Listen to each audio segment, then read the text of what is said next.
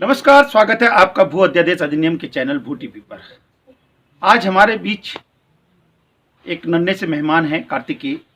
और कार्तिकेय के बारे में मैं आपको बता दूं, ये उम्र में जितने छोटे हैं उतने ही तीव्र बुद्धि के भी हैं। इनके अंदर एक प्रॉम्प्ट जवाब है, त्वरित उत्तर देते हैं। जब भी इनसे कोई भी बात पूछी जाए तो त्वरित उत्तर देने के लिए माहिर हैं।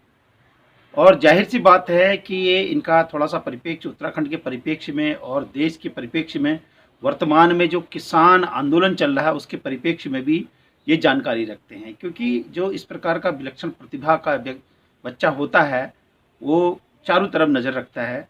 तो कार्तिकेय जैसे मैंने कार्तिकेय से जब बातों बातों में पूछा कि आप किसान आंदोलन के बारे में क्या जानते हैं, तो कार्तिकेय ने बड़ा अच्छा जवाब दिया कि भाई, मोदी किसानों को कुछ समझ ही नहीं रहा है तो किसान कहाँ गलत है। किसान अपनी जगहों में सही हैं। किसान हमारे पेट को भरते हैं और हमारे अन्नदाता हैं।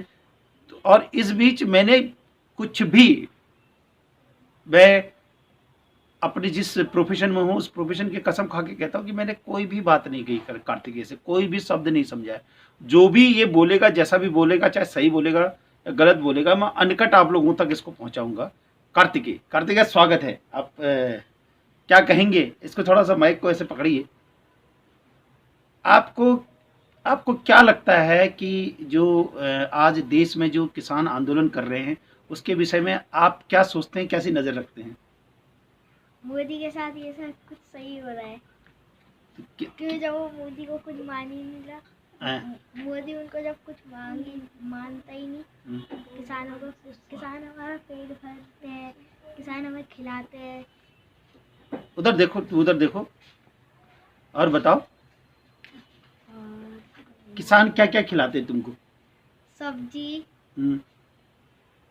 रोटी और सब्जियां और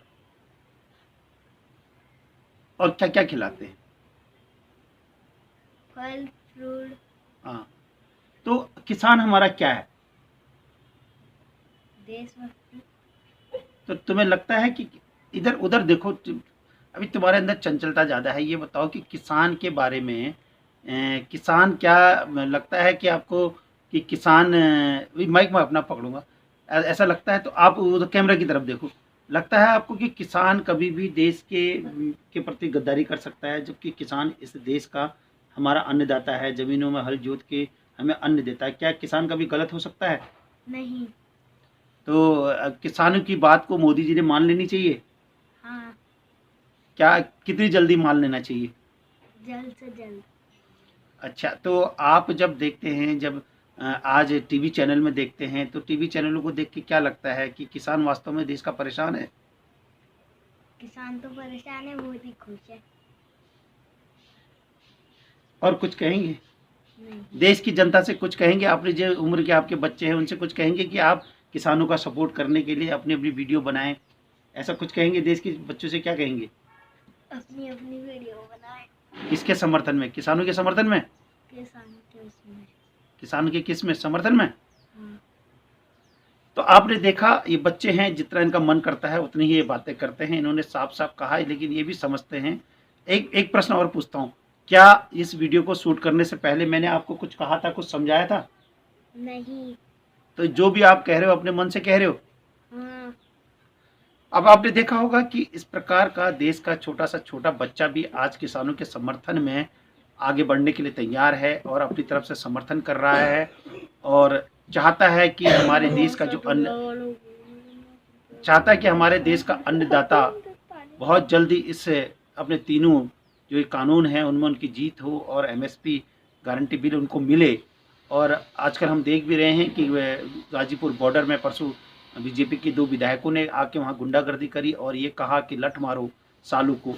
तो पुलिस के प्रोटेक्शन में, यानी कि जो एक प्रकार का नरेशन सेट कर रही थी केंद्र सरकार किसानों को इस देश में आतंकवादी घोषित करने के लिए, और उनके साथ साथ जितने भी उनके विचारधारा के विधायक हैं उन्होंने भी गाजीपुर बॉर्डर और कल सिंघू बॉर्डर में भी एक जिला पंचायत सदस्य और उसका पति आके वहाँ पे पत्थरबाजी करने लग गया। ये हमने जम्मू कश्मीर में देखा था पत्थरबाजी, और उसके बाद हमने सिंघू बॉर्डर पर पत्थरबाजी देखी।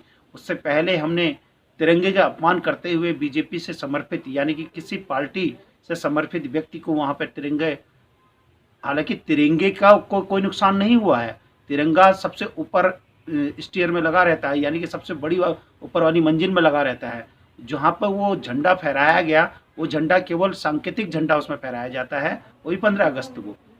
उस झंडे पे किसी धर्म विशेष ने अपना झंडा डाला था, वो भी देश के सामने एक्सपोज हो चुका है। धीरे धीरे सारी परतें खुलती रहेंगी कि किसने वो किया था। दीप सिंधु का नाम उसमें आया है, तो आप इस चीज़ को देख ही रहे होंगे। तो ये सब चीज़ों को देखने के लिए छोटे छोटे बच्चे भी आज किसानों के समर्थन में हैं। बहुत बहुत धन्यवाद। अब एक और ये पूछते हैं, अब उत्तराखंड में भी क्या भूमि कानून लगना चाहिए हिमाचल की तर्ज पर? जैसे किसान आज भूमि के लिए लड़ाई लड़ रहे हैं, उत्तराखंड में भी भूमि की लड़ाई लड़नी चाहिए? होना तो चाहिए। देखा, ये कह रहे कि होना तो चाहिए। बहुत बहुत धन्यवाद कार्तिकेय, आज हमारे बीच में एक छोटे से मेहमान थे। अगर आपके भी बच्चे हमारे उत्तराखंड में जिनके भी बच्चे अगर इस प्रकार की मेधावी प्रतिभा रखते हैं, तो भू टीवी यानी कि सच ज़मीन का उनको आगे लाने के लिए तैयार है। नीचे मेरा टेलीफोन नंबर है, और उनसे मैं कहूँगा कि मेरे टेलीफोन नंबर पर फ़ोन करें। और जो बाहरी यहाँ पर आयातित शक्तियाँ हैं और जो आतताई शक्तियाँ हैं, और साथ ही साथ जो बाहरी भूमाफिया हैं, उनका हम विरोध करते हैं। और साथ ही साथ हम हिमाचल की तर्ज पर जो भूमि कानून है लगे उत्तराखंड में, उसका हम समर्थन करते हैं, उसके हम उसका झंडा बरदार हैं। और हम चाहते हैं, मैंने 2017-18 में ये बात उठाई थी कि एक दिन ऐसा आएगा कि देश के किसानों को अपनी भूमि की बचाने के लिए आंदोलन करना पड़ेगा। आज देख रहे हैं कि इस देश का संपूर्ण किसान अपनी भूमि को बचाने के लिए आंदोलन कर रहा है। वो मैंने तब उत्तराखंड में भूमि के परिप्रेक्ष्य में कहा था, यानी कि हिमाचल की तर्ज पर भूमि कानून लगे, भू कानून लगे, उसके परिप्रेक्ष्य में कहा था। और ये भी कहा था कि एक दिन देश के संपूर्ण किसानों को अपनी भूमि के लिए आंदोलन करना पड़ेगा। देखिए, आज पूरा देश का किसान अपनी भूमि बचाने के लिए आंदोलन कर रहा है। बहुत बहुत धन्यवाद। जय उत्तराखंड, जय हिंद।